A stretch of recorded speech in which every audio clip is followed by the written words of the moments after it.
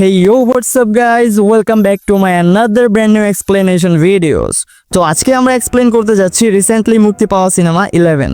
এই মুভির thriller, suspense এবং টুইস্ট আপনার শরীরের প্রত্যেকটা লোমকে দাঁড় করিয়ে দিবে। আর মুভির ক্লাইম্যাক্সে যে দুটি সাসপেন্সের মুখোমুখি আপনি হবেন, সেটা আপনাকে সত্যি এক অন্য জগতে নিয়ে যাবে। কি ছিল মুভির সাসপেন্স, আর কি বা ছিল মুভির টুইস্ট, আর কি এমন থ্রিলারের কারণে মুভিটি এত ভয়ানক হয়ে উঠেছে? তাহলে চলো শুনে আসা যাক পুরো সিনেমার গল্প। মুভির শুরুতে আমরা একটা ভয়ানক পরিবেশ দেখতে পাই। রাতের অন্ধকারে কেউ একজন মানুষ মেরে তাকে আগুন লাগিয়ে পুড়িয়ে দিচ্ছে।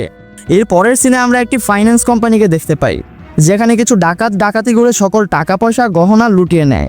তখন ওখানে থাকা একজন সিকিউরিটি গার্ড তাদেরকে থামানোর জন্য তাদের সাথে ঝগড়া করতে শুরু করে, কিন্তু ওই ডাকাতদের কাছে পিস্তল থাকে, যার কারণে ওখানে সিকিউরিটি গার্ডকে শুট করে মেরে ফেলে। এর পরের সিনে এই মুভির লিড ক্যারেক্টার আরবিন্দকে আমরা দেখতে পাই, যে কিনা একজন পুলিশ অফিসার। ফাইন্যান্স কোম্পানিতে ডাকাতি হওয়ার কেসটা তখন আরবিন্দকে দেওয়া হয়। আরবিন্দ কেসটাকে নিয়ে অনেক গভীরভাবে রিসার্চ করে এবং পরের দিন সকালেই ওই ডাকাতদের ধরে ফেলে। আসলে এই ডাকাতি হওয়া কেসগুলো আরবিন্দ আরও আগে থেকেই ফলো করে আসছিল, এবং সে তখন এটা জানতে পারে ডাকাতরা শুধু ফাইন্যান্স কোম্পানিগুলোতেই ডাকাতি করে। তাই আরবিন্দ আগে থেকেই ওই এলাকার ফাইন্যান্স কোম্পানির টাকা ও গহনায় ট্র্যাকার লাগিয়ে রাখে, আর যার কারণে আরবিন্দ খুব সহজেই ডাকাতগুলোকে ধরে ফেলে। কেস সলভ করে দেওয়ার পর আরবিন্দের হায়ার অফিসার আরবিন্দকে আরও একটি নার্কোটিক্সের কেস দেন।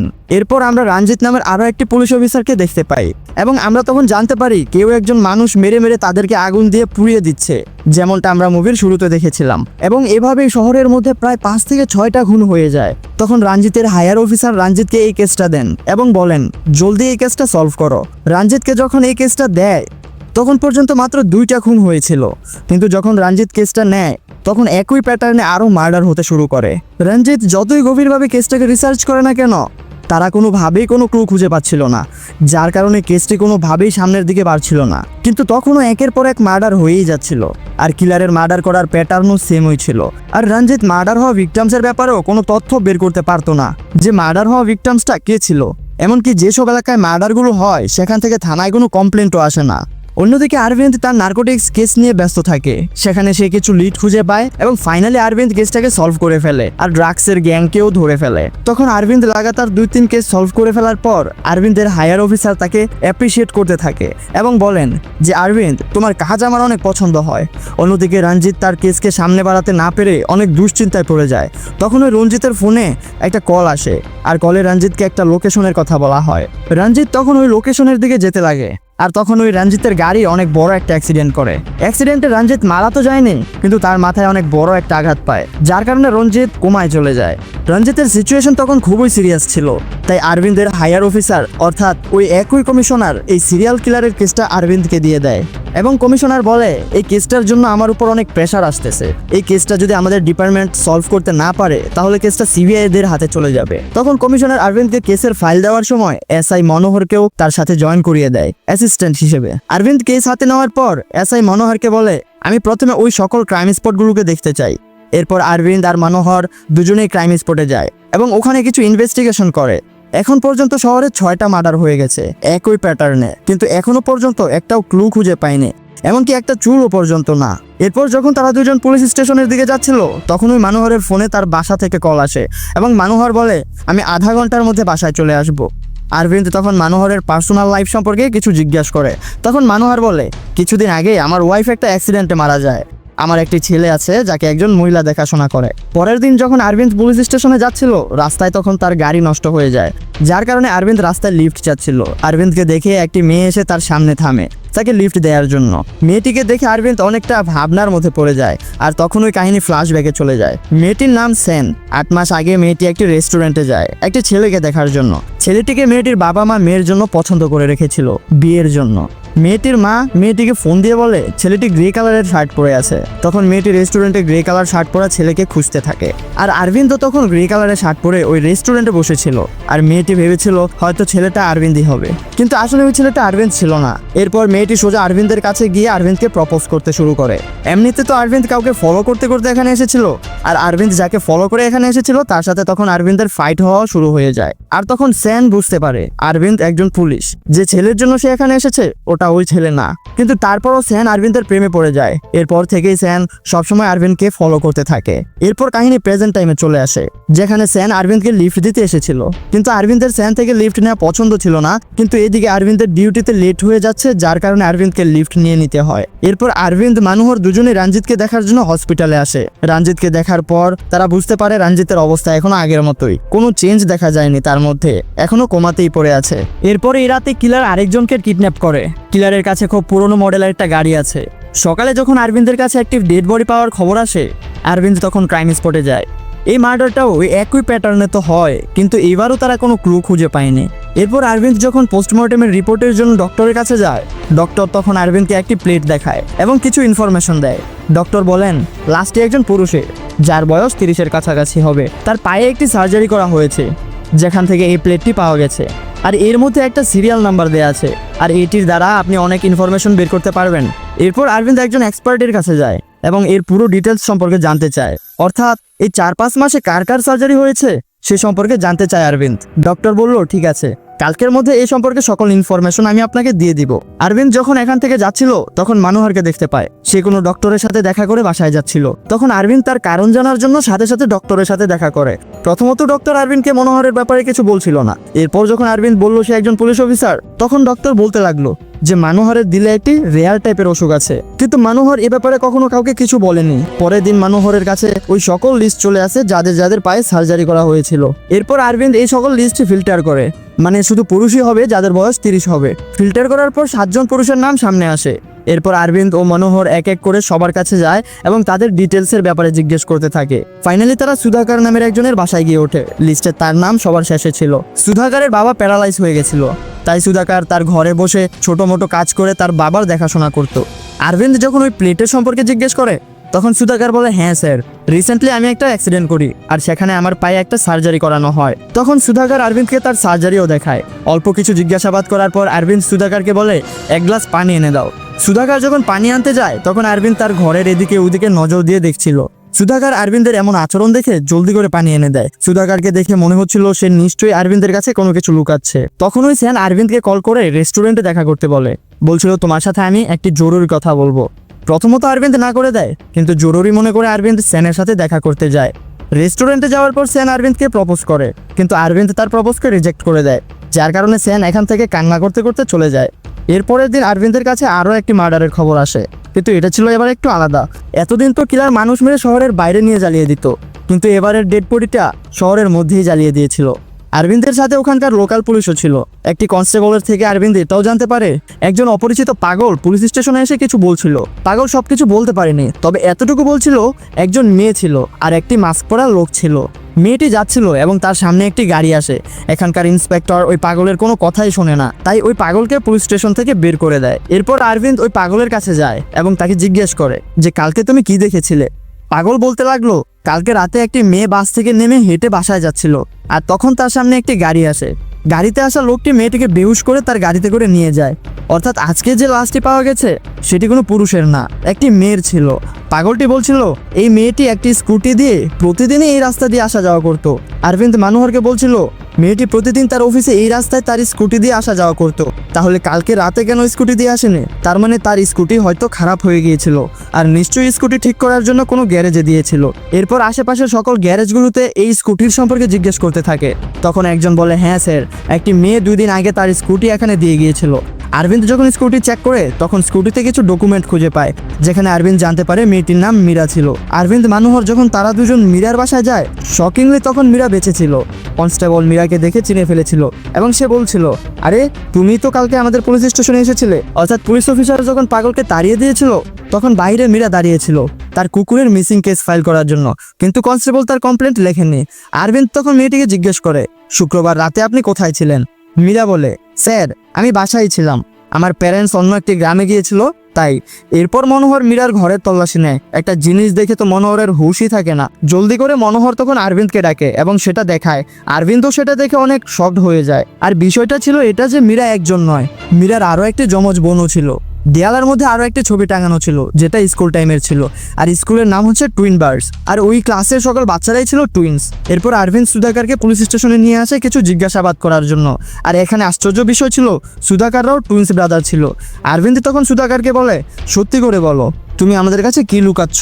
সুধাকার তখন বলে, স্যার, আমার নাম সুধাকার নয়, আমার নাম সুরেন্দ্র। সুধাকার আমার যমজ ভাইয়ের নাম। আর 4 দিন আগে ও আমাকে মেসেজ করেছিল যে আমার আজকে আসতে দেরি হবে, তুমি শুয়ে পড়ো। পরের দিন সুধাকার বাসায় আসেনি। কেন আসেনি সেটা জানার জন্য যখন সুরেন্দ্র সুধাকারকে কল করে, তখন সুধাকারের ফোন সুইচ অফ বলছিল।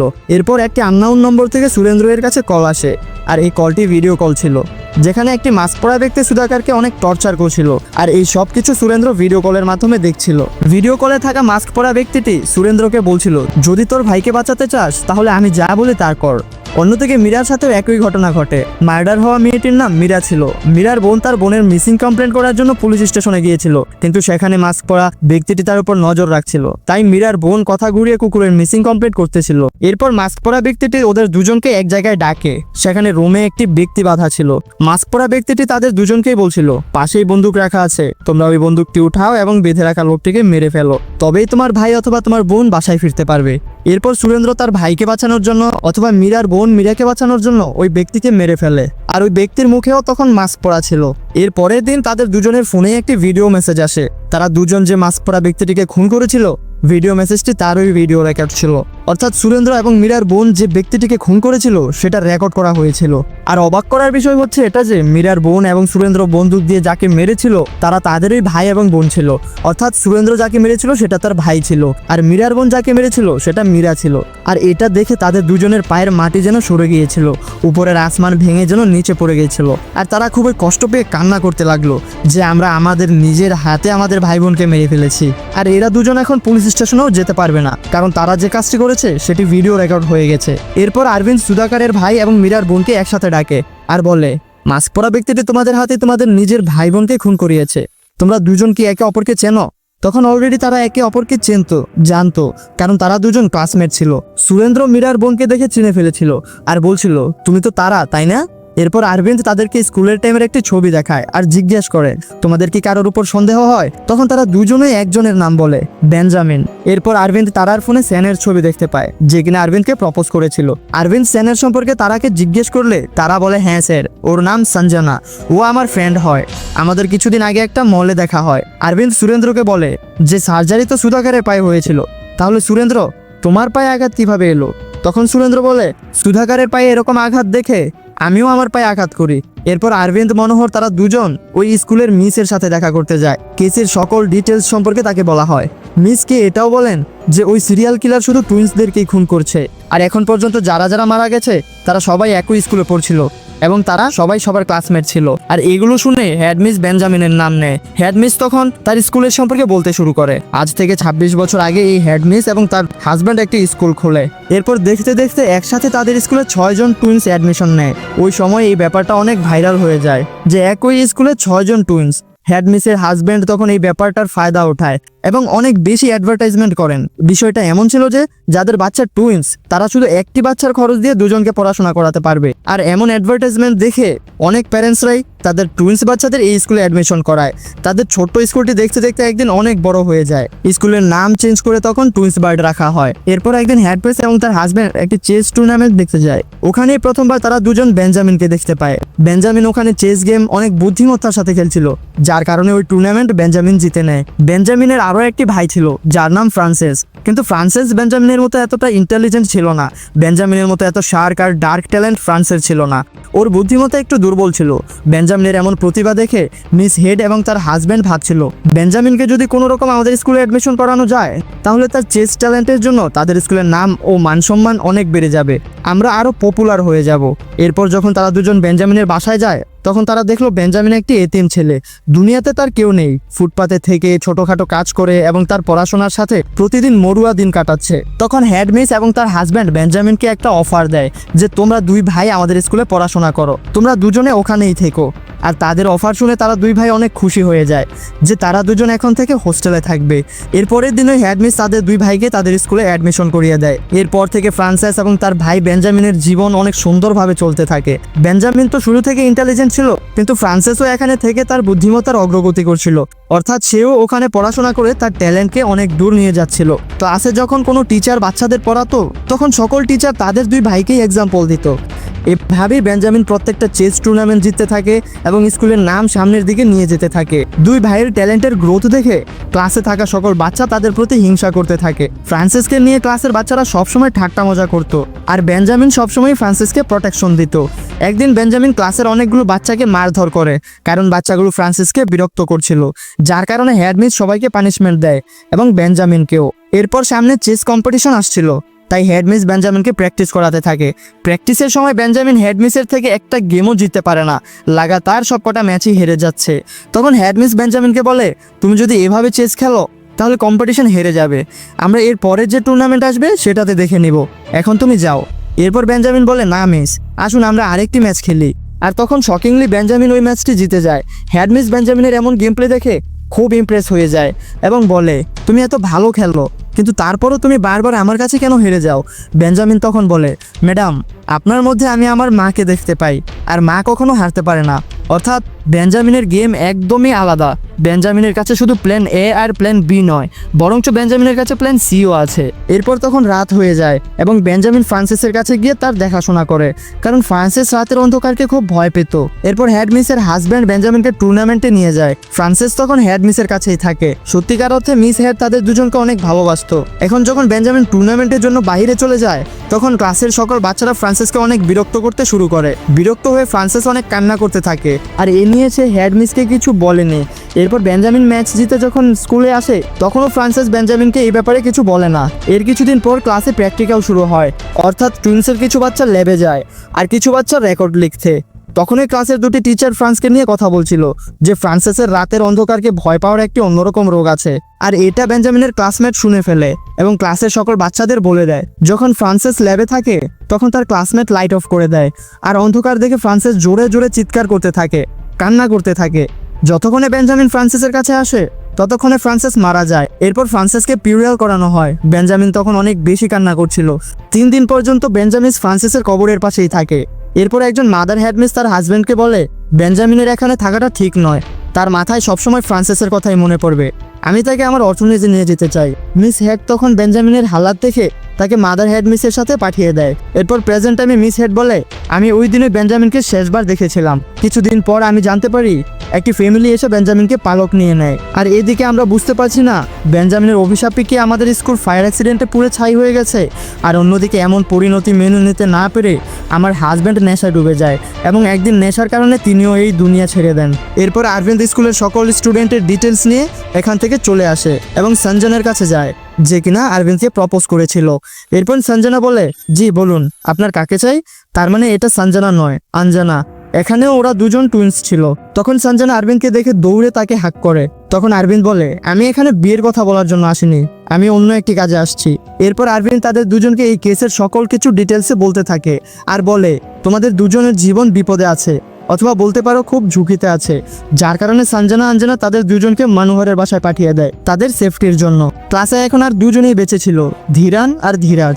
আরভিন্দ তাদের দুজনকে খুঁজে বের করার অনেক চেষ্টা করে, কিন্তু তাদের কোনো খোঁজই খুঁজে পাচ্ছিল না। পরের দিন পুলিশ আরও একটি আগুনে পোড়া লাশ খুঁজে পায়। কমিশনার তখন ক্রাইম স্পটে এসে আরভিন্দকে বকাঝকা করে। তিনি বলেন, তুমি তো ধীরান আর ধীরাজকে খুঁজে পেলে না, তাহলে ওই কিলার কিভাবে খুঁজে পেলো? এখন আমরা কিভাবে বুঝবো এটা ধীরান নাকি ধীরাজ? তখন আরভিন্দ বলে, এটা ধীরান স্যার। ওই দিন ওই স্কুলের সকল বাচ্চারা দুটি বেচে ডিভাইড হয়েছিল। এক বেচ ফিজিক্স ল্যাবে যায়, আরেক বেচ কেমিস্ট্রি ল্যাবে যায়। কেমিস্ট্রি ল্যাবে সকল লাইট অফ করে দেওয়া হয়েছিল, যার কারণে ফ্রান্সিসের মৃত্যু হয়। আর এমন আচরণ বেঞ্জামিন সহ করতে পারেনি, তাই বেঞ্জামিন শুধু ফিজিক্স ল্যাবে অ্যাটেন্ড হওয়া স্টুডেন্টদেরকেই খুন করতেছে, যেন তারাও আপন ভাই বোন হারানোর কষ্ট বুঝতে পারে। আপনি আমায় একটা লাস্ট চান্স দিন স্যার, আমি কিলারের অনেক কাছে চলে আসছি। এরপর হসপিটালে রঞ্জিত হুঁশ ফিরে পায়। তখন আরভিন্দ জলদি তার সাথে দেখা করতে চলে যায়। রঞ্জিত বলে, ওই দিন আমার অ্যাক্সিডেন্ট এমনি এমনি হয়নি, আমার কাছে একটি ফ্যাক কল আসে, কলে একটি লোকেশনের কথা বলা হয়। তখন আমি গাড়ি নিয়ে যাচ্ছিলাম, আর সেখানে একটি পুরনো মডেলের গাড়ি এসে আমায় ঠুকে দেয়। আর এখানে একটা শকিং বিষয় হচ্ছে, ওই ব্যক্তিটাই আবার আমায় হসপিটালে এনে দিয়ে যায়। আরবিন্দ আমার মনে হয় কিলার আমাদের আশেপাশেই আছে, আমাদের প্রত্যেকটা কাজে তার নজর রয়েছে।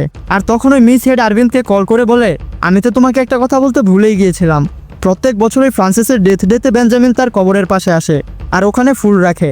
কাল ফ্রান্সিসের ডেথ ডে, বেঞ্জামিন অবশ্যই আসবে। এরপর আরবিন্দ ওই রাতে ফ্রান্সিসের কবরের পাশে লুকিয়ে থাকে, বেঞ্জামিনের অপেক্ষা করতে থাকে। ঠিক তখনই বেঞ্জামিন ফুল নিয়ে ফ্রান্সিসের কবরের পাশে আসে।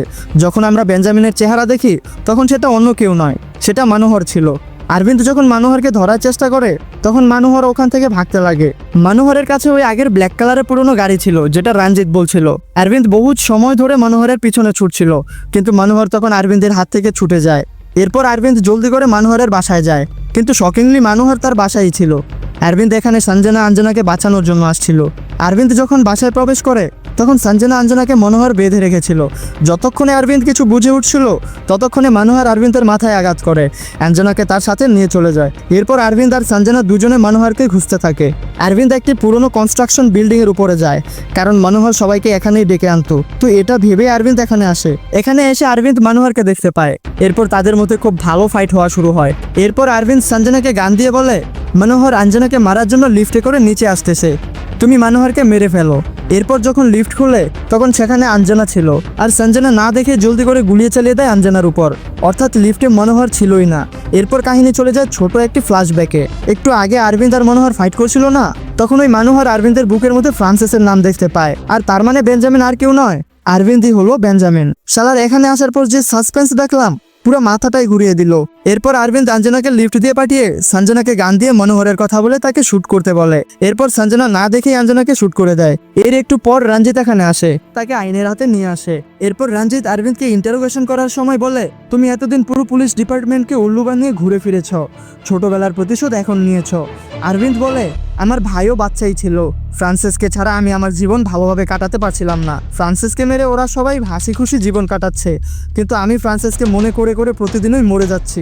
আমি প্রথমে এটা ভেবে রেখেছিলাম যে আমি নর্মালি ওদেরকে মারতে পারবো না, আর তাই আমি পুলিশের পোশাক পরার চিন্তা করি। এরপর আমি এখানে চেন্নাই ট্রান্সফার হয়ে আসি। আমি আমার সকল ক্লাসমেটকে ট্র্যাক করে তাদের সকল ইনফরমেশন নিয়ে নেই, সবার ডিটেলস আমি পেয়ে যাই। কিন্তু সঞ্জনা আঞ্জনা ধীরাজ এদের ডিটেলস আমি পাইনি। আমার মনে হলো এদের ডিটেলস স্কুলেই হয়তো পাবো, তাই আমি পুলিশ স্টেশনের পাশেই সুধাকরকে মেরে ফেলি যেন এই কেসটা আমি পাই। কিন্তু কমিশনার এই কেসটা তোমাকে দিয়ে দেয়, তাই সুধাকরের সম্পর্কে জানার আগে আমি তোমার অ্যাক্সিডেন্ট করে দেই, কারণ সুধাকরের পায়ে প্লেট লাগানো ছিল, আর এর দ্বারা তুমি অবশ্যই কেসকে ক্র্যাক করে ফেলতে। তোমায় জানে মেরে ফেলা আমার উদ্দেশ্য ছিল না, এই জন্য আমি নিজেই তোমায় হসপিটালে নিয়ে যাই। এরপর কমিশনার এই কেস আমাকে দিয়ে দেয়, আর আমার কাজ তখন অনেক সহজ হয়ে যায়। এরপর আমি স্কুলে গিয়ে ধীরাজের সম্পর্কে জেনে ধীরানকে মেরে ফেলি। এরপর আমি জানতে পারি তোমার একজন লোক আমায় ফলো করছিল, তাই এই কেসে আমি মনোহরকে নিয়ে আসি। অর্থাৎ আরবিন্দ মনোহরের ছেলেকে জানে মেরে ফেলার ধমকি দিয়ে কিছু ছোটোখাটো কাজ করিয়ে নিত, যেমন ফ্রান্সিসের কবরের পাশে গিয়ে ফুল দিয়ে আসা, এরপর একটি ব্ল্যাক কালারের পুরনো গাড়ি দিয়ে পালিয়ে যাওয়া।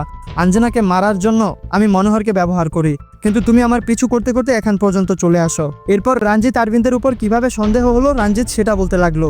কিছুদিন আগে আরবিন্দ রঞ্জিতের বাসায় গিয়েছিল না, আর রঞ্জিত ঠিক হয়ে যাওয়ার পর আরবিন্দের কাছে একটা লাইটার দেখতে পায়, আর একই লাইটার রঞ্জিত অ্যাক্সিডেন্ট হওয়ার সময় দেখেছিল। এরপর রঞ্জিত আরবিন্দের সম্পর্কে কিছুটা ইনভেস্টিগেশন করে, তখন রঞ্জিত আরবিন্দের আসল নাম জানতে পারে, যে ওর নাম তো বেঞ্জামিন আর তার ভাইয়ের নাম ফ্রান্সিস। এরপর রঞ্জিত আরবিন্দকে মিডিয়ার সামনে নিয়ে এসে সব সত্য বলতে শুরু করে। এই নিউজ দেখে ধীরাজ পুলিশ স্টেশনে আসে, আর ভুল করে রঞ্জিত আর মনোহরের সাথে ধাক্কা লাগে। এখানে শকিং বিষয়টা হচ্ছে এই যে কিছুদিন আগে আরবিন্দ একটি ডাকাতের দলকে ধরেছিল না, যারা ফাইন্যান্স কোম্পানিতে গিয়ে ডাকাতি করেছিল। তো ওই ডাকাত গ্যাংয়ের লিডার এরা দুই ভাই ছিল, ধীরান আর ধীরাজ। ধীরান জেলে ছিল আর ধীরাজ আন্ডারগ্রাউন্ড হয়ে গিয়েছিল। আরবিন্দ অর্থাৎ বেঞ্জামিনের নিউজ দেখে ধীরাজ বাইরে আসে। এরপর রঞ্জিত আর মনোহরের কোনো কিছুই বোঝা বাকি ছিল না, এবং তখন তারা জেলের দিকে দৌড়ে যেতে থাকে। কিন্তু ততক্ষণে আরবিন্দ ধীরানকে মেরেও ফেলে। এখানে আরবিন্দ রঞ্জিতকে কিছু সত্যি বলতে লাগে, যে আমি জেনে শুনে তোমাকে ওই লাইটারের ক্লু দিয়েছিলাম যেন তুমি আমায় ধরতে পারো আর আমি জেলে যেতে পারি এবং এই ধীরানকে শেষ করে দিতে পারি। আর এটাই আরবিন্দের প্ল্যান সি ছিল। আরবিন্দ বলে, যেদিন ফ্রান্সিস মারা যায় ওই দিনই বেঞ্জামিনও মারা যায়, তবে এদের সবাইকে মারার জন্যই আমি এখন পর্যন্ত বেঁচে ছিলাম।